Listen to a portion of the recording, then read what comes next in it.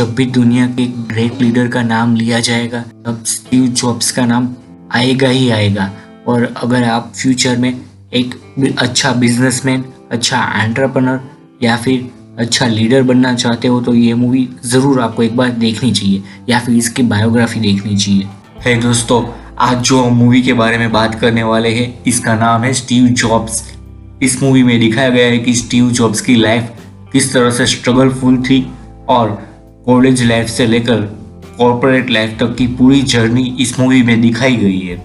इसके अलावा Steve jobs किस तरह से एप्पल कंपनी को बुलंदियों पर पहुंचा देता है ये भी छोटी छोटी स्टोरी मूवी के अंदर इंक्लूड की है। तो चलिए जल्दी से स्टार्ट करते हैं। अभी तक आपने लाइक और सब्सक्राइब नहीं किया तो जल्दी से लाइक और सब्सक्राइब कर देना और बेल आइकन को भी हिट कर देना, क्योंकि इस चैनल पर इंस्पायरिंग, ऑस्कर विनिंग और बिजनेस और एंटरप्रेन्योर रिलेटेड मूवी रिव्यू और केस स्टडी आती रहती है, इसलिए और अपने दोस्तों को भी शेयर करना। तो चलिए जल्दी से स्टार्ट करते हैं। स्टीव जॉब्स मूवी स्टार्ट होती है एक लॉन्चिंग से। यह लॉन्चिंग में दिखाया गया है कि स्टीव जॉब्स किस तरह से स्टेज पर आते हैं और सभी लोग दंग रह जाते हैं जब वो नया अपना इनोवेशन पब्लिक में शो करते हैं। शो करने से पहले कुछ क्वेश्चन एंड आंसर करते हैं और स्टीव जॉब्स बताते हैं कि ये सभी इंडस्ट्री में रेवोल्यूशन लाने वाला म्यूजिक डिवाइस है जो आपके लाइफस्टाइल से लेकर गाने सुनने के तरीकों में भी चेंज लाएगा और रेवोल्यूशन कर देगा। इस तरह से वो एक छोटा सा डिवाइस आईपॉड पब्लिक के सामने शो करते हैं और इसके अंदर 1000 सॉन्ग की कैपेसिटी है और इसकी साइज है एक माचिस की डब्बी की तरह, यानी इजीली आप इसको जेब में भी एक जगह से दूसरी जगह ले जा सकते हो और किसी को पता भी नहीं चलेगा। इसमें स्टीव जॉब्स की कॉर्पोरेट लाइफ दिखाई गई है और मूवी टर्न बैक होती है और कॉलेज टाइम में आ जाती है। इसके बाद में कॉलेज टाइम में स्टीव जॉब्स की हालत दिखाई गई है। स्टीव जॉब्स पहले एक इंजीनियरिंग डिपार्टमेंट में, लेकिन उसमें उसको कुछ रुचि नहीं रहती। इसके बाद में स्टीव वो क्लास छोड़ देते हैं और अपनी मनपसंद क्लास करना स्टार्ट कर देते हैं। इसके अंदर कार्डियोग्राफी पहले नंबर पर आता है। स्टीव जॉब्स कार्डियोग्राफी ज्वाइन कर लेता है। वहाँ पर स्टीव जॉब्स सीखते हैं कि किस तरह से सेम लैंग्वेज को डिफरेंट तरीके से शो कर सकते हैं। इंजीनियरिंग क्लास छोड़ देने के बाद में सिर्फ कार्डियोग्राफी की क्लास करते हैं और अपने दोस्तों के साथ वो एक बार इंडिया आते हैं शांति के लिए, कुछ क्वेश्चन के आंसर के लिए। नॉर्थ इंडिया में सभी जगह ट्रैवल करता है स्टीव जॉब्स और वहाँ पर कुछ महीने तक स्टे भी करता है स्टीव जॉब्स, जैसे कि आगरा हो गया, हिमाचल हो गया, दिल्ली हो गया। ये कई सारी प्लेस पर स्टीव जॉब्स रहते हैं और ध्यान करते हैं। इसके बाद में वो अमेरिका वापस चले जाते हैं। अमेरिका इसकी कॉर्पोरेट लाइफ दिखाई गई है। स्टीव जॉब्स एक कंपनी में जॉब कर रहे होते हैं, तभी एक बार उसका झगड़ा एक एम्प्लॉय से हो जाता है। स्टीव जॉब्स रहते हैं वो सुपरवाइजर की पोस्ट पर रहते हैं, लेकिन स्टीव जॉब्स को किसी का काम पसंद नहीं आता। उसको हर बार क्लियरली काम चाहिए और अच्छे से चाहिए। स्टीव जॉब्स का कहना है कि जो भी काम है उससे ज़्यादा हम अच्छा बना सकते हैं, तो क्यों ना अच्छा बनाया जा सके। तो एम्प्लॉय उस पर चिल्लाने लगता है। इतनी ही देर में वहाँ पर मैनेजर आ जाता है और मैनेजर बताता है कि स्टीव जॉब्स, कई सारे एम्प्लॉय का कहना है कि तुम्हारा बिहेवियर ठीक नहीं है कंपनी के अंदर। तब स्टीव जॉब्स बताता है कि मैं तो सिर्फ इम्प्रूवमेंट के लिए कह रहा था, जो डिस्प्ले है वो और अच्छी हो सकती थी, जो अभी ब्लैक एंड वाइट है वो कलरफुल हो सकती थी। लेकिन मैनेजर बताता है कि ये पॉसिबल नहीं है स्टीव, तुम चाहो तो तुम अपनी ओर से काम कर सकते हो। स्टीव जॉब्स बताता है ठीक है। इसके बाद में मैनेजर उसको कहता है कि तुम प्रोजेक्ट पर काम करो, अगर अच्छा लगा तो मैं परचेस कर लूँगा। स्टीव जॉब्स कहता है ठीक है। फिर वो वापस चला आता है अपने दोस्त के यहाँ। उसका दोस्त वॉजनियर एक सर्किट पर काम कर रहा होता है। तभी स्टीव जॉब्स की नज़र उस पर पड़ती है और उससे स्टीव जॉब्स पूछता है कि ये सब क्या है। तब उसका दोस्त बताता है कि ये एक सर्किट है कंप्यूटर के लिए और वॉजनियर की गई प्रोग्रामिंग गेम दिखाता है स्टीव जॉब्स को। स्टीव जॉब्स बहुत ही खुश हो जाता है और जल्दी से लेकर अपनी कंपनी में चला आता है। वो अपने मैनेजर को दिखाता है कि देखो ये गेम, तुमने बोला था ना, मैंने प्रोजेक्ट कंप्लीट कर दिया। इस तरह से स्टीव जॉब्स शान से टेबल के ऊपर पैर रखकर बैठा हुआ रहता है। तभी उसका मैनेजर भी देखकर बहुत खुश हो जाता है और उसे $2000 देता है। स्टीव जॉब्स वो पैसे लेकर वॉजनियर के गैराज में आता है और उसे बताता है कि वो मैंने बेच दिया। $350 वॉजनियर को देता है। वॉजनियर खुश हो जाता है। इसके बाद में दोनों बातचीत करते, तभी गैरेज के अंदर उसकी नज़र एक और सर्किट बोर्ड पर जाती है। वॉजनियर उसे बताता है कि ये तुम्हारे काम की चीज़ नहीं है। स्टीव पूछता है कि ये है क्या आखिर। तब वॉजनियर बताता है कि ये प्राइमरी सर्किट है एक कंप्यूटर की, और उसे कनेक्ट कर कर कंप्यूटर स्टार्ट कर कर स्टीव जॉब्स को दिखाता है वॉजनियर। तभी स्टीव जॉब्स बहुत ही इम्प्रेस हो जाता है उससे, और उसे समझाने लगता है कि अगर हम इसे पब्लिक में सेल करें तो बहुत सारे पैसे कमा सकते हैं। तब वॉजनियर उसको बताता है कि कोई भी पब्लिक इसको परचेस करने में इंटरेस्टेड नहीं होगी, क्योंकि ये कमर्शियल यूज़ के लिए ही है, ये पब्लिक के लिए नहीं है। तब स्टीव जॉब्स उसको बताता है कि लोग इसको एंटरटेनमेंट के हिसाब से या फिर टाइपिंग के हिसाब से पब्लिक इसको एडॉप्ट कर सकते हैं और सभी लोग इसको यूज़ कर सकते हैं। काफ़ी समझाने के बाद वॉजनिक मान जाता है और स्टीव जॉब्स को बताता है ठीक है। इसके बाद में ये दोनों स्टैनफोर्ड यूनिवर्सिटी में जाते हैं और वहाँ पर इन्वेस्टर को दिखाते हैं प्लान और पूरा मॉडल दिखाते हैं कि किस तरह से ये हेल्प करेगा फ्यूचर में सभी लोगों को। सभी लोग देखकर चले जाते और कुछ लोग सुनना भी नहीं चाहते, बीच में से ही चले जा रहे। तभी स्टीव जॉब्स का मॉरल एकदम डाउन हो जाता है और इसके बाद में जब बाहर निकलते हैं तब उसको एक शॉप वाला मिलता है और उसे बताता है कि मुझे कुछ कंप्यूटर चाहिए, क्या तुम बना दोगे मेरे लिए। स्टीव जॉब्स बताता है ठीक है। तब शॉप वाला जो वेंडर रहता है, मर्चेंट, वो अपना कार्ड देकर चला जाता है। उसके बाद में दूसरे दिन वो लोग शॉप पर जाते हैं, तब वो बताता है कि मुझे कंप्यूटर चाहिए। तब स्टीव जॉब्स समझता है कि उसे सर्किट चाहिए कंप्यूटर में यूज़ करने की। स्टीव जॉब्स बार्गेनिंग करता करता 500 रुपये तक प्राइस ले आता है और इस प्राइस में डील कंप्लीट होती है। लेकिन स्टीव जॉब्स को नहीं पता था कि जो वेंडर है वो पूरा कंप्यूटर की डिमांड कर रहा था। स्टीव जॉब्स सिर्फ सर्किट ही बनाता है और इसके लिए भी गैरेज के अंदर काम स्टार्ट कर देता है। वो अपने काफ़ी सारे कॉलेज के दोस्तों को भी ले आता है और इस तरह से काम स्टार्ट कर देता है। असेंबली लाइन की तरह एक के बाद एक सभी लोग काम को करते जाते हैं और ये सर्किट बनाने वाली कंपनी का नाम रखते हैं एप्पल। इस तरह से एप्पल कंपनी का स्टार्टअप स्टार्ट होता है। कुछ दिनों के अंदर ही सभी मदरबोर्ड और सर्किट लेकर स्टीव जॉब्स और उसकी टीम वेंडर के यहाँ जाते हैं और उसे बताते हैं कि ऑर्डर के मुताबिक ये आपकी चीज़ें हैं। तभी शॉपकीपर उसे बताता है कि मैंने तो पूरा कंप्यूटर ऑर्डर किया था, लोगों को थोड़ी ना आता है कि किस तरह से सर्किट ज्वाइन कर कर कंप्यूटर बनाया जा सके। स्टीव जॉब्स बताता है कि हमारी तो ऐसी कुछ बात ही नहीं हुई थी। वेंडर उससे बताता है कि इसमें बात करने की ज़रूरत ही नहीं है, हम लोगों ने तो सिर्फ कंप्यूटर ही ऑर्डर किया था। बाद में स्टीव जॉब्स वहाँ से गुस्से में चला जाता है और उसे बताता है कि आपको मैकिंटोश 2 में मिल जाएगा।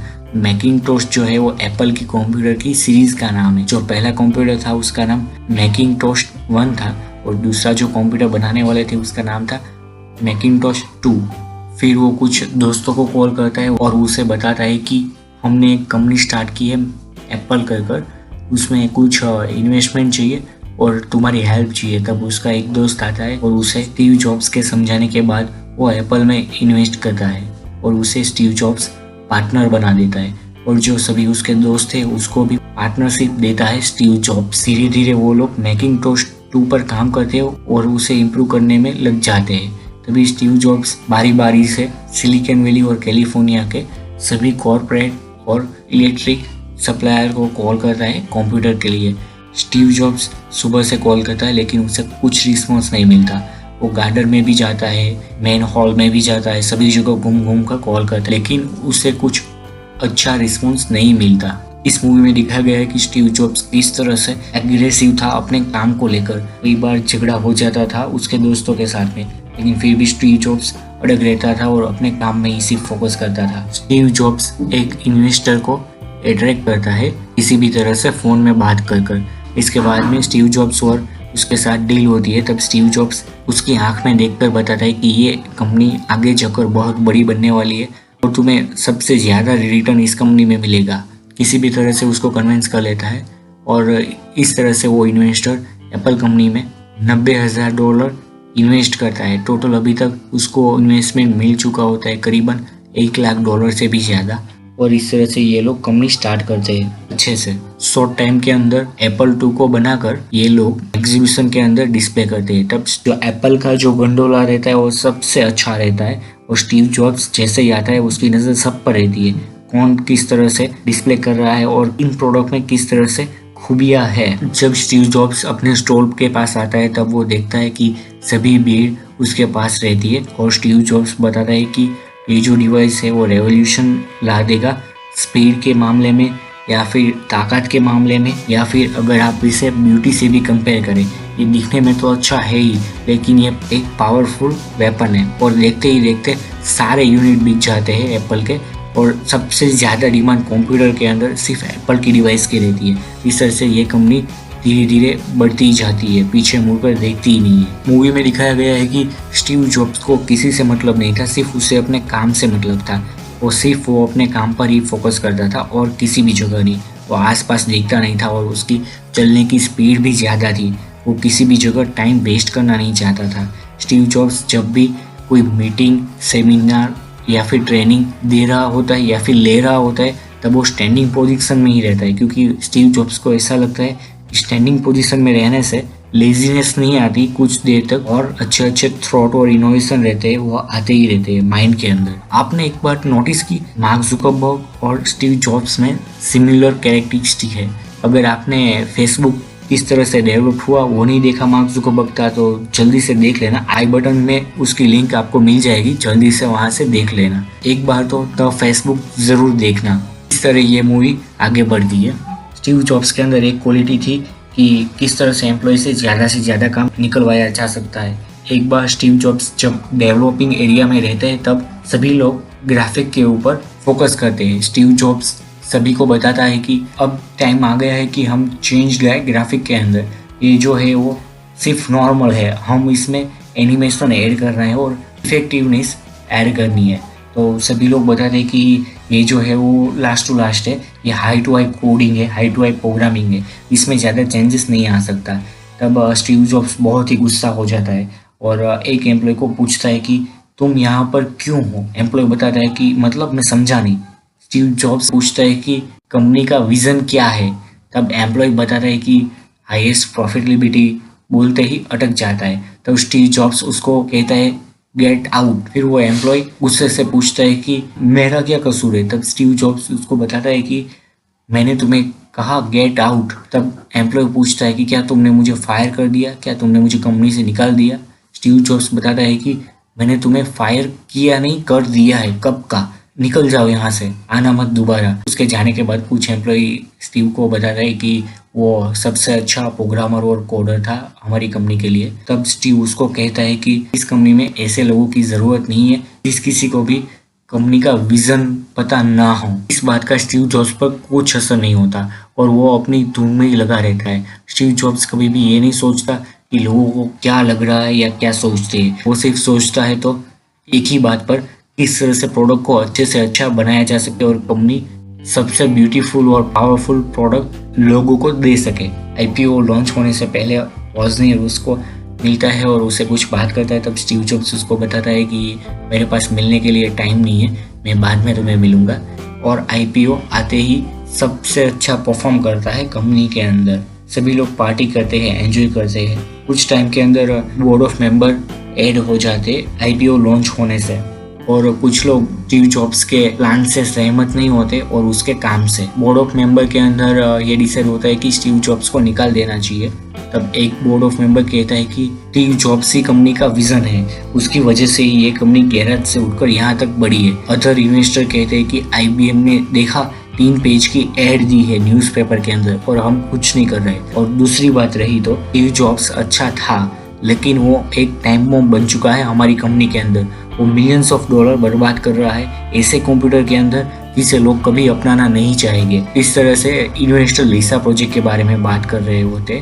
तब सबसे कंपनी का पुराना इन्वेस्टर बोर्ड ऑफ मेंबर को समझाता है कि पर्सनल कंप्यूटर का जो मार्केट है वो स्टीव जॉब्स ने ही एक्सप्लोर किया है। अभी तक आईबीएम पर्सनल कंप्यूटर बनाती ही नहीं थी, वो हमें फॉलो कर रही है, यानी कि हम सबसे ऊपर है, न कि ये आईबीएम। लेकिन फिर भी मेजोरिटी जो बोर्ड ऑफ मेंबर रहते हैं वो स्टीव जॉब्स को निकालने की ओर रहते हैं। इसलिए सबसे पुराना इन्वेस्टर स्टीव जॉब्स को बताता है कि तुम्हें ये प्रोजेक्ट बंद करना होगा और कंपनी तुम्हें निकाल रही है। तुम मिलियंस ऑफ डॉलर बर्बाद कर रहे हो ऐसे प्रोजेक्ट के अंदर जिसका कभी यूज आने ही नहीं वाला। इस तरह से स्टीव जॉब्स को सभी बोर्ड ऑफ मेंबर के वोट से निकाल दिया जाता है। स्टीव जॉब्स सबसे ज़्यादा परेशान हो जाता है इस बात से।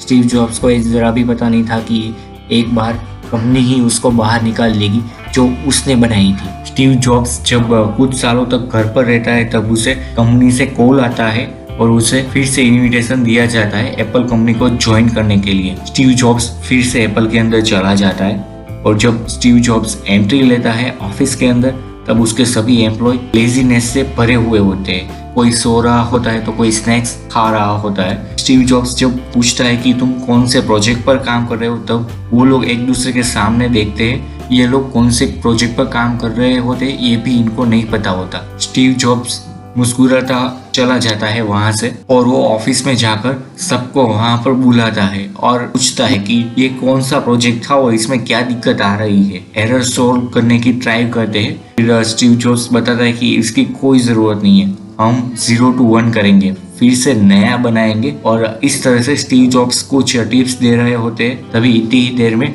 वहां का मैनेजर आ जाता है और स्टीव जॉब्स को बताता है कि तुम मेरी टीम में कुछ छेड़खानी मत करना, मुझे तुम्हारे बारे में पता है। लास्ट प्रोजेक्ट तुम्हारा लिसा था उसको तो तुमने बर्बाद कर दिया, लेकिन साथों साथ कंपनी के मिलियंस ऑफ डॉलर भी बर्बाद कर दिए। स्टीव जॉब्स ये सुन नहीं पाता लेकिन हंसता हुआ सुन लेता है। बाद में स्टीव जॉब्स धीरे से उसके पास आता है और उसे बहुत बुरी तरह बताता है कि तुम कौन हो और मैं कौन हूँ, हम दोनों में क्या डिफरेंट है। और तुम्हें पता ना हो तो मैं बता दूं कि अब ये प्रोजेक्ट का डायरेक्टर मैं हूँ, आज से मैं ये प्रोजेक्ट लीड करूंगा। और इस तरह से उस मैनेजर की छुट्टी कर देता है स्टीव जॉब्स और अपनी पुरानी टीम फिर से खोजने में लग जाता है। बारी बारी से स्टीव जॉब्स सभी ऑफिस में जाकर अच्छे अच्छे एम्प्लॉय को और जो उसके साथ पुराने एम्प्लॉय थे उन सभी को कलेक्ट करता है और उसे बताता है कि क्या तुम एक अच्छे प्रोजेक्ट पर काम करने के लिए तैयार हो। तब वो लोग कुछ बोल नहीं पाते क्योंकि स्टीव जॉब्स स्ट्रिक्ट भी इतना था और अच्छा भी इतना था, लेकिन सबको ये पसंद था जो पुराने उसके टीम मेंबर थे। इस तरह से स्टीव जॉब्स सभी पुराने मेंबर को एक तरफ लेकर एक अच्छी सी टीम बनाता है और वॉजनियर को भी बताता है कि तुम्हें किस तरह से काम करना है और मुझे किस तरह से आउटपुट चाहिए। धीरे धीरे वो लोग एक अच्छा सा पीसी बिल्ड कर लेते हैं और वो अमेजिंग रहता है, कॉम्पैक्ट भी इतना और स्टाइलिश भी इतना। स्टीव जॉब्स जब उसको देखता है बारीकी से तब सबकी आंखें स्टीव जॉब्स पर रहती है और स्टीव जॉब्स उसे देखता ही रहता है। आखिर में सब लोग घूर कर स्टीव जॉब्स की ओर देख रहे होते हैं कि स्टीव जॉब्स क्या कहना चाहते हैं। इतनी ही देर में स्टीव जॉब्स बताता है ये अच्छा है, अच्छा नहीं है बल्कि ये बहुत अच्छा है। कुछ टाइम के अंदर बोर्ड ऑफ मेंबर की फिर से एक मीटिंग होती है और इसमें board of member Steve Jobs को बताता है कि हमारा मार्केट शेयर बहुत गिर गया है बाकी कंपनियों के मुकाबले और IBM ने 70% ज़्यादा गेन किया है मार्केट हमारे कंपेयर में। तुम इसके बारे में क्या कहना चाहते हो स्टीव जॉब्स? वो बताता है कि ये सब गलती थी आपकी, आप लोगों ने प्राइजेस बढ़ाए, आप लोग कुछ नया इनोवेशन करना नहीं चाहते थे बल्कि मार्केट में डिमांड है इनोवेशन की, पावरफुल प्रोडक्ट की, लेकिन आप लोगों को सिर्फ पैसा बनाने में इंटरेस्ट है इसलिए ये हो नहीं पाया। और स्टीव जॉब्स एक सुझाव देता है कि अगर हम रिक्रूट करें जॉन स्किली को तो वो अच्छा रहेगा हमारी कंपनी की ब्रांडिंग के लिए। ये पेप्सिको के CEO है और इसने पेप्सिको की कंपनी को बहुत ही अलग ऊंचाई पर पहुंचा दिया है। फिर board of member Steve jobs की बात मान लेते हैं और इसके बाद में जॉन स्केली कंपनी के अंदर छोटा सा इंट्रोडक्शन देता है। जॉन स्केली बताता है कि तुम कोई प्रोडक्ट मत बेचो, तुम एक कस्टमर के माइंड में एक बिलीव बेचो, क्योंकि बिलीव जो है वो अनलिमिटेड है, उसकी कोई लिमिट नहीं है, लिमिटलेस है। और जब तुम बिलीव बेचने लगोगे तब कस्टमर की वांट्स भी बढ़ जाएगी और वो तुम्हारी हर एक प्रोडक्ट परचेस करेगा। और इस तरह से जैसे बिलीव लिमिटलेस है उस तरह से तुम्हारी कंपनी भी लिमिटलेस बन जाएगी और सबसे आगे चली जाएगी। एप्पल एक छोटी सी पार्टी रखता है इस खुशी में, इसमें कुछ एप्पल की हिस्ट्री दिखाई गई है कि वो किस तरह से इन बुलंदियों पर पहुंचा। तब इतनी ही देर में स्टीव जॉब्स जब बोर्ड ऑफ मेंबर के पास आते हैं तब वो देखता है कि एक बोर्ड ऑफ मेंबर उससे खुश नहीं है। तब स्टीव जॉब्स CEO को और पुराने इन्वेस्टर को जब पूछता है कि क्या एक्चुअली में दिक्कत थी, तब वो बताते हैं कि तुम्हारा जो प्लान है $1000 स्पेंड करना कुछ एरर फाइंड करने के पीछे, ये पसंद नहीं आया CEO को। स्टीव जॉब्स का ये प्लान रहता है हम एक ऐसा चांस दें लोगों को जो कोई हमारे कंप्यूटर और इंटरफेस में एक भी एरर या बग ढूंढता है तो हम उसे $1000 देंगे, $millions देंगे। नए CEO का मानना है कि लॉन्च डेट से पहले ये करना हैमरेजिंग है कंपनी के प्रोडक्ट को लेकर और इमेज को लेकर। स्टीव जॉब्स गुस्से में उसे बताता है कि तुम्हें लाना ही मेरी सबसे बड़ी गलती थी। इसके बाद में स्टीव जॉब्स जब ऑफिस आते हैं तब उसे पता चलता है कि कुछ गड़बड़ है। सभी लोग उसको लेने के लिए कार के पास ही खड़े रहते हैं और जब स्टीव जॉब्स आते हैं तब रास्ते में कुछ बात होती है और ऑफिस में जाकर ग्राफिकल इंटरफेस कंप्यूटर दिखाते हैं स्टीव जॉब्स को। स्टीव जॉब्स जब देखता है तब उसे पता चलता है कि माइक्रोसॉफ्ट ने उसका इंटरफेस कॉपी कर लिया है। स्टीव जॉब्स उसे बताता है कि ये जो कॉपी किया है हमारा इंटरफेस, इसके लिए मैं तुम्हें सू कर दूंगा कोर्ट के अंदर और $1 वापस ले लूंगा, तुम्हें अर्न करने नहीं दूंगा। कुछ टाइम के अंदर फिर से एक बार बोर्ड ऑफ मेंबर की मीटिंग होती है और इस बार सेम आंसर पूछा जाता है कि हमारी कंपनी ग्रो क्यों नहीं कर रही। IBM और कई सारी न्यू कंपनी है वो हमसे आगे चली जा रही है, तो हम क्यों आगे नहीं जा रहे, स्टीव जॉब्स बताओ। और स्टीव जॉब्स बताता है कि अभी CEO कौन है उनसे पूछो, मुझसे कुछ मत पूछो। जो कोई डिसीजन है वो आप लोग ले रहे हो, मुझे कोई चांस नहीं मिल रहा डिसीजन लेने में। और स्टीव जॉब्स पूरे का पूरा जिम्मेदार ठहरा देता है न्यू CEO को। तब CEO कुछ बोल नहीं पाता, लेकिन बोर्ड ऑफ मेंबर उससे पूछते कि तुम्हारी आंसर की रिक्वायरमेंट है अभी। तब जॉन स्केली धीरे से बोलता है कि सॉरी ये मेरी गलती थी। वो अपनी गलती मानकर चुप हो जाता है। उसके पास इसके अलावा बोलने के लिए कोई वर्ड्स नहीं रहते। कंपनी के सभी एम्प्लॉय पर प्रेशर बहुत ज्यादा बढ़ा दिया जाता है। उस नाइट को वॉजनियर स्टीव जॉब्स को मिलता है और उससे बताता है कि स्टीव आई लीव। तब स्टीव जॉब्स बताता है कि ठीक है हम बाद में मिलेंगे। तब वॉजनियर नीचे देखकर बताते हैं कि स्टीव आई लीव एप्पल। तब स्टीव जॉब्स बताता है कि क्या। स्टीव जॉब्स सब अपना काम छोड़ देता है जो पहले कर रहा था और स्टीव जॉब्स उसे समझाने की कोशिश करता है, लेकिन वॉजनियर एक बात नहीं मानता स्टीव जॉब्स की और वो बहुत ही परेशान होकर चला जाता है कंपनी के बाहर। तब स्टीव जॉब्स भी मेंटली प्रेशर में आ जाता है क्योंकि वॉजनियर वही इंसान था जिसके बेस पर स्टीव जॉब्स ने इतनी बड़ी कंपनी खड़ी की थी। दूसरे दिन अर्ली मॉर्निंग स्टीव जॉब्स को ऑफिस के अंदर बुलाया जाता है। बोर्ड ऑफ मेंबर और इन्वेस्टर बात कर रहे होते, उतने में स्टीव जॉब्स एंट्री करता है ऑफिस के अंदर। तब बोर्ड ऑफ मेंबर CEO को बताते हैं कि तुम्हें कहना होगा जो तुमने अभी मुझे कहा है। तब John Sculley as a CEO Steve Jobs को बताता है कि स्टीव कुछ दिनों से मेरे काम में मुझे डिसीजन लेने में दिक्कत आ रही है, अच्छे से डिसीजन नहीं ले पा रहा हूँ, कुछ लोग जो है वो काम के बीच में आ रहे हैं। तब स्टीव जॉब्स अल्टीमेटली समझ जाता है कि सुई मेरी तरफ है। स्टीव जॉब्स नाराज होकर वहां से चला जाता है। बाहर आकर अपने दोस्तों को मिलता है और उसे बताता है कि हमारे पास टाइम करीबन वीक का या फिर कुछ वीक का ही है, एक प्रोडक्ट अच्छी से अच्छी बनानी है आज तक की। तभी सीन में दिखाया गया है कि किस तरह से सभी लोगों के बीच में कन्वर्सेशन होती है आइडिया को लेकर। स्टीव जॉब्स 100% ट्राई करता है कि एक जल्दी से ऐसा कंप्यूटर बनाओ सबकी बोलती चुप हो जाए। उतनी ही देर में वहां पर पुराना इन्वेस्टर आता है और स्टीव जॉब्स को बताता है कि स्टीव बोर्ड ऑफ मेंबर तुम्हें निकाल दे रहे हैं कंपनी से। तब स्टीव जॉब्स पूछता है क्यों, क्या हुआ। तब इन्वेस्टर कुछ बोल नहीं पाता और नेक्स्ट डे जब मॉर्निंग वोटिंग होती है स्टीव जॉब्स को निकालने के लिए, तभी सभी वोट स्टीव जॉब्स के अगेन पड़ते हैं। इस तरह से स्टीव जॉब्स को कंपनी से निकाल दिया जाता है दोस्तों, अभी तक आपने लाइक और सब्सक्राइब नहीं किया तो जल्दी से लाइक और सब्सक्राइब कर देना, क्योंकि इस चैनल पर आगे रॉकेट सिंह, बदमाश कंपनी, गुरु और सुभाष चंद्र बोस ऐसी मूवी आने वाली है। सुभाष चंद्र बोस जो है वो ग्रेट लीडर्स है। स्टीव जॉब्स घर पर रहकर कुछ सालों के अंदर 2 बड़ी कंपनी बना देता है, पिक्सार और नेक्स्ट। ये दोनों कंपनी एनिमेशन की होती है। इस तरह से स्टीव जॉब्स आराम से अपनी लाइफ को स्पेंड करता है घर पर। अब स्टीव जॉब्स है वो एक तरह से रिटायर्ड है, वो कुछ हैवीली वर्क नहीं करता, आराम से अपनी जिंदगी स्पेंड करता है। कुछ सालों के बाद में एप्पल को ज्वाइन करने के लिए फिर से एक कॉल आता है स्टीव जॉब्स के पर। पहले जो बुलंदियां हासिल कर रही थी कंपनी, वो आज कंगाल की कगार पर है। उसके पास इतने भी पैसे नहीं बचे होते कि वो अच्छे से सर्वाइव कर सके, इसलिए उसके जो करंट CEO होते हैं वो स्टीव जॉब्स को मिलते हैं और उसे बता रहे कि तुम्हारी कंपनी के अंदर बहुत ज़रूरत है, अगर तुम आना चाहो तो। मैं भी मानता हूँ कि कंपनी ने 2 बार तुम्हें यहाँ से निकाल दिया है, मैं भी दर्द समझ सकता हूँ, लेकिन आज तुम्हारी ज़रूरत है इस कंपनी के अंदर। इस तरह से एप्पल कंपनी नेक्स्ट और पिक्सार को टेक ओवर कर लेती है और स्टीव जॉब्स का एप्पल के अंदर फिर से आगमन होता है। स्टीव जॉब्स जब आकर देखता है तब उसे पता चलता है कि एप्पल का पूरा हेडक्वार्टर चेंज हो चुका होता है। पुराने जो एम्प्लॉय रहते हैं वो भी अब तक छोड़कर चले जाते हैं। स्टीव जॉब्स जब डिजाइनिंग टीम से मिलता है तब उसे कुछ क्वेश्चन करता है, तुम्हारे मायने में डिजाइन क्या है, ब्यूटी क्या है। तब जो आर्टिस्ट रहता है वो अच्छे से आंसर नहीं दे पाता। स्टीव जॉब्स उसे देखकर थोड़ा सा मुस्कुराते हैं और उसको अच्छे से बताते हैं कि ब्यूटी का मतलब क्या होता है एग्जैक्टली। तब आर्टिस्ट को भी थोड़ा बुरा लगता है कि वो आंसर नहीं दे पाया, लेकिन स्टीव जॉब्स इस बार चिल्लाता नहीं है या फिर गुस्सा नहीं करता, वो आराम से वहां से चला जाता है। कुछ टाइम के अंदर बोर्ड ऑफ मेंबर फिर से उसे मिलते हैं और उसे बताते हैं कि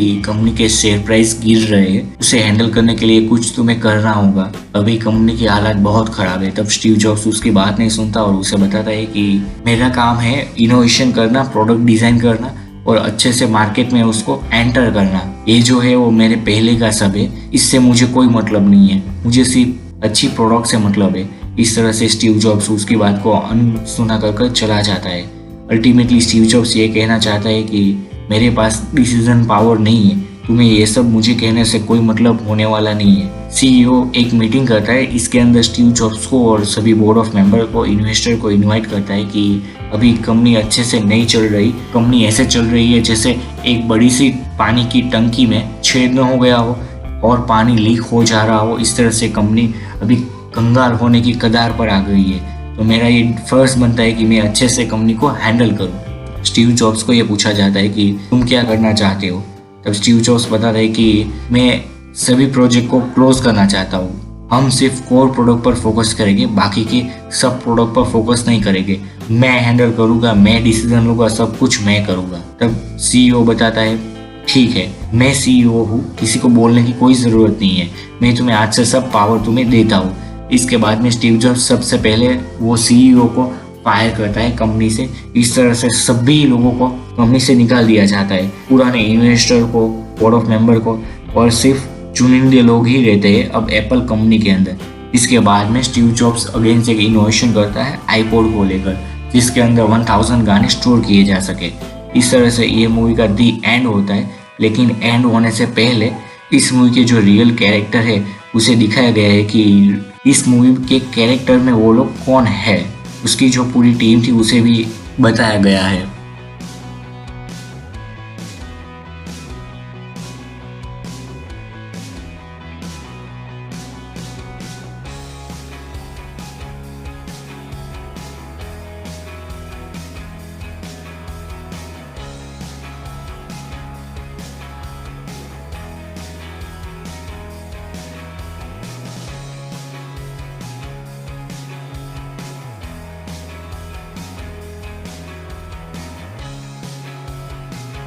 दोस्तों, आपने सब्सक्राइब नहीं किया तो सब्सक्राइब कर देना। अगर सब्सक्राइबर 1000 पार हो जाते हैं तो मैं पूरी एक सीरीज लॉन्च करने वाला हूं। इसके अंदर इंडिया की जो बेस्ट मूवी है एंटरप्रेन्योर और बिजनेस लेसन की, वो मैं पब्लिश करूंगा।